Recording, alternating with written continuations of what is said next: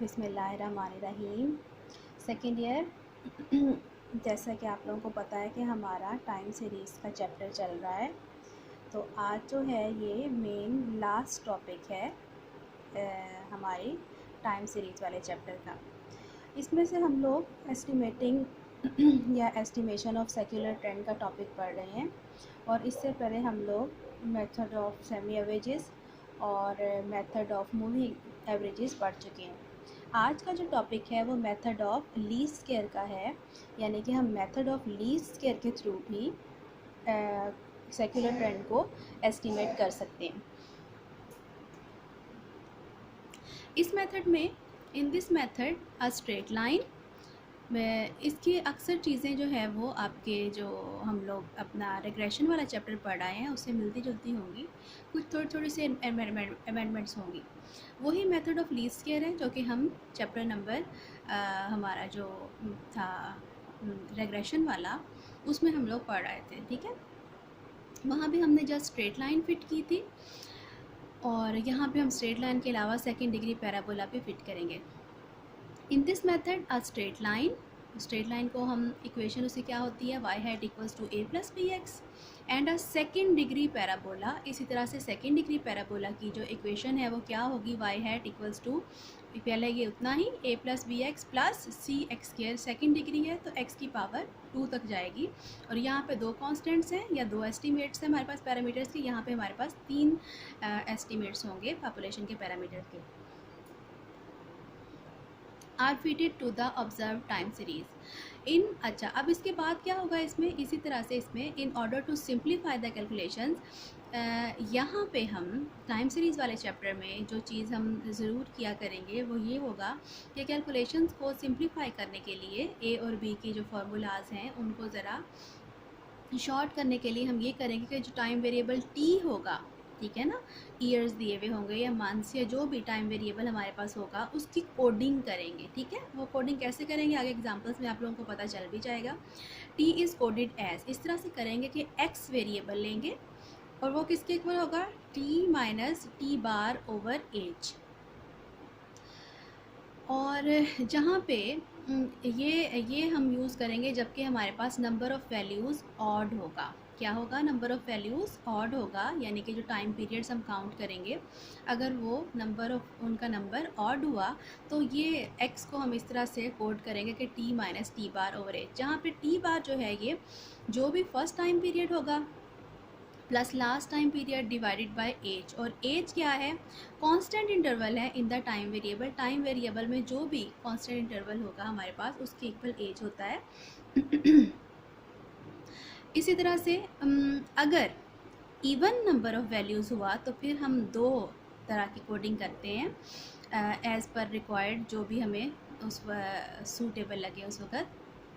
X equal होगा T minus T bar over as के for even number of values in units of h period. अगर उसी period में उसी unit में हमने टाइम पीरियड में यूनिट का जो टाइम का जो भी यूनिट है उसी में हम लोगों ने कोडिंग करनी है, तो X T minus T bar over as के इक्वल होगा, और एक्स इक्वल होगा T minus T bar over H by 2 for even values in units of half the time period.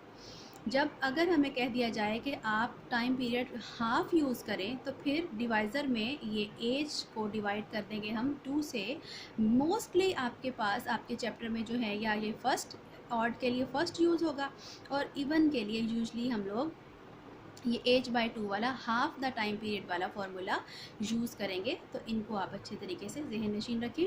अगर फुल टाइम पीरियड कहा गया और नंबर ऑफ़ वैल्यूज़ इवन हुआ तो फिर हम लोग ये वाला यूज़ कर सकते हैं, लेकिन इसमें बस ये प्रॉब्लम आती है कि वैल्यूज़ यूजली पॉइंट्स में आ जाती हैं।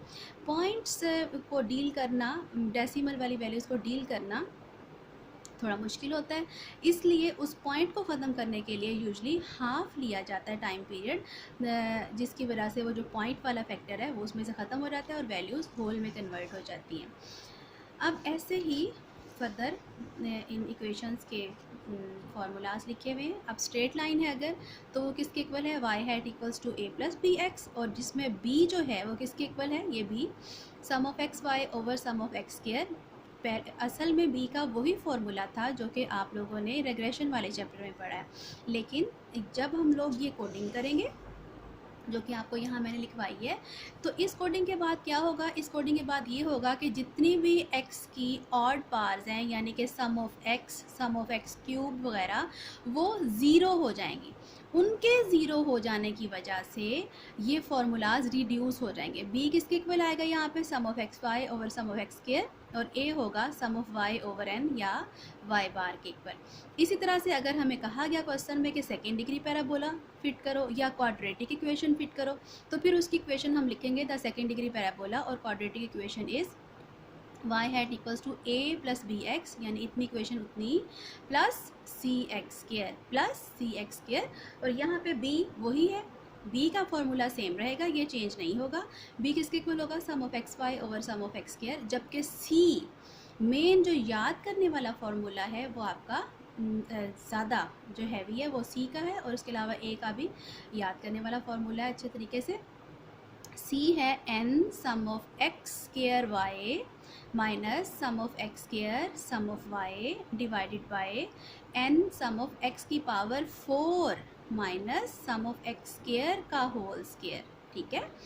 और इसी तरह से a जो है वो sum of y minus c, ये c जो हम कंप्यूट कर चुके होंगे, sum of y minus c sum of x square over n।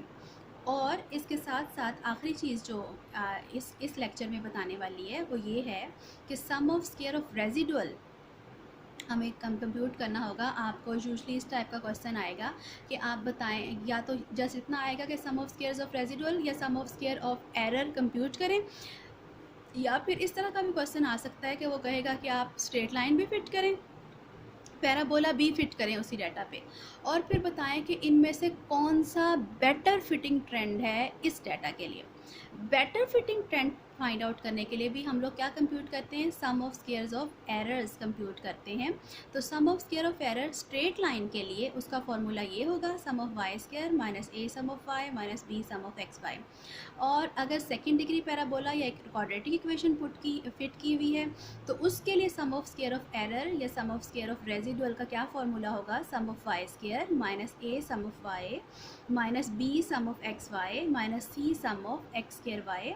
और ये अगर हमें कहा गया कि sum of squares of error find out करो, तब भी हमने ये फाइंड आउट करने हैं। और अगर हमसे पूछा गया कि कौन सा ट्रेंड जो है वो बेटर फिटिंग ट्रेंड है, तो उसके लिए इन दोनों में से जिसकी वैल्यू स्मॉलर आएगी उस ट्रेंड को हम लोग कहेंगे कि वो बेटर फिटिंग ट्रेंड है।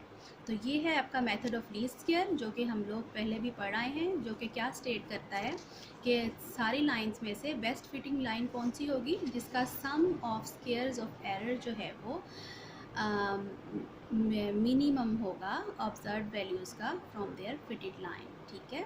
तो इसको आप आज इसके फार्मूलाज वगैरह अच्छे तरीके से नोट डाउन करें और उनको याद करें। नेक्स्ट लेक्चर में मैं आप लोगों को इसके एग्जाम्पल करवाऊँगी जिससे आपको क्वेश्चन सॉल्व करने आ जाए। अल्लाह हाफिज़।